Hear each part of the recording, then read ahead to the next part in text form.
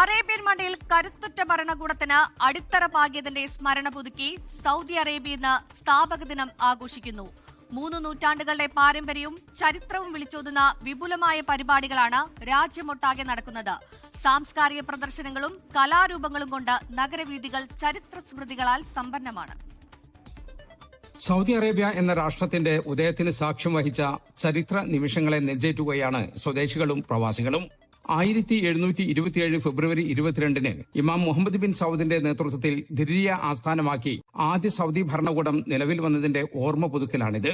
ഗോത്രവൈരങ്ങൾക്കും അരാജകത്വത്തിനും അറുതി വരുത്തി അറേബ്യൻ ഉപദ്വീപിനെ ഒരു കുടക്കീഴിൽ അണിനിരത്തിയ ആ പഴയ കാലത്തെ പുതുതലമുറയ്ക്ക് പരിചയപ്പെടുത്തുകയാണ് ആഘോഷങ്ങളുടെ ലക്ഷ്യം. ആദ്യ തലസ്ഥാനമായ ദിർരിയയിലേക്കും ചരിത്ര സ്മാരകങ്ങളിലേക്കും സന്ദർശകരുടെ വൻ ഒഴുക്കാണ് അനുഭവപ്പെടുന്നത്. പൗരാണിക സൗദിയുടെ വേഷവിധാനങ്ങളും പാരമ്പര്യ കലകളും പ്രദർശനങ്ങളിൽ പ്രധാന ആകർഷണമായി. രാജ്യത്തെ പൊതു സ്വകാര്യ മേഖലകൾക്ക് ഇന്ന് അവധിയായിരുന്നു. റമദാൻ മാസമായതിനാൽ രാത്രികാലങ്ങളിലാണ് ആഘോഷ പരിപാടികൾ സജീവമാകുന്നത്. പ്രധാന നഗരങ്ങളിലെല്ലാം നാടൻ കലാമേളകളും കുട്ടികൾക്കായുള്ള മത്സരങ്ങളും സംഘടിപ്പിച്ചിട്ടുണ്ട്.